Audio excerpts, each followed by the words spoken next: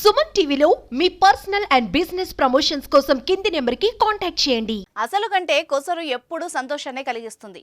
ఉచితంగా కలిసి వచ్చింది ఏదైనా అందుబాటులోకి వస్తే విపరీతంగా సంతోషపడిపోవడం మానవ నైజం. ఇంగ్లీష్ కంట్రీ అయిన పనామాలో 1200 ఏళ్ల నాటి సమాధిలో బంగారు నిధి బయటపడడంతో శాస్త్రవేత్తలు ఆనందపడిపోతున్నారు. అంతేకాదు ఆ బంగారంతో పాటు ఇంకా చాలా విలువైన వస్తువుల్ని ఆ సమాధిలో కనుగొన్నారు. మధ్య అమెరికా దేశమైన పనామాలో బంగారు నిధులు ఉన్న సమాధిని గుర్తించారు శాస్త్రవేత్తలు. తవ్వకాలు జరపడంతో ఈ విషయం వెలుగులోకి వచ్చింది. అంతేకాదు బంగారంతో పాటు చరిత్రను, అప్పటి సాంప్రదాయాల్ని తెలియజేసే చాలా ఐటమ్స్ దొరికాయి.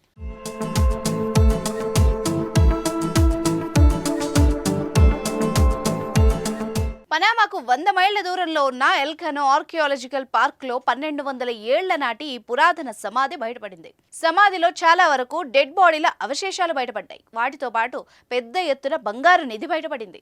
అలాగే బంగారంతో తయారు చేసిన దుస్తులు, బ్రాస్లెట్లు, గంటలు, బెల్టులు, తిమింగలం పన్నుతో అలంకరించిన చెవిపోగులు, నగలు, సెరామిక్ వస్తువులు వంటివి గుట్టలు గుట్టలుగా ఉన్నట్టు పరిశోధకులు గుర్తించారు. కోక్లే సంస్కృతికి చెందిన ఉన్నత స్థాయి వర్గానికి చెందిన ప్రభు సమాధిగా చెప్తున్నారు.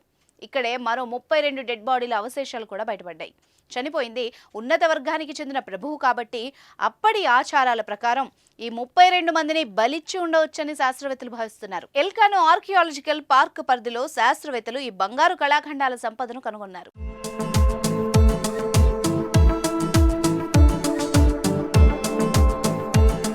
ఫౌండేషన్ డైరెక్టర్ డాక్టర్ జూలియా మాయో ఈ పురావస్తు పరిశోధనలకు నాయకత్వం వహిస్తున్నారు.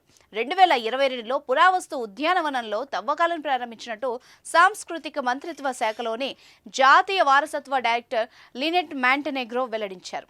సమాధిలో లభించిన బంగారం, కళాఖండాలు ఆర్థిక విలువ మాత్రమే కాకుండా చారిత్రాత్మక, సాంస్కృతిక ప్రాముఖ్యతను కలిగి ఉన్నాయని మోంటెనెగ్రో స్పష్టం చేశారు. మంత్రిత్వ శాఖ ఎల్కనో ఆర్కియాలజికల్ పార్క్ను క్రీస్తు శకం 700లో నిర్మించిన ఒక పాలకుల ఉద్యానవనంగా చెప్తున్నారు. తర్వాత క్రీస్తు శకం 1000లో వదిలివేయడం జరిగిందని పరిశోధకులు తెలుపుతున్నాయి.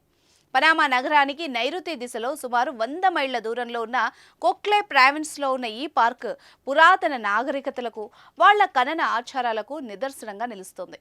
ఇంకా ఎంత బంగారం ఆ సమాధుల్లో ఉందోనని ఆ ప్రాంతంలో కొత్త సమాధుల కోసం వెతుకుతున్నారు పరిశోధకులు.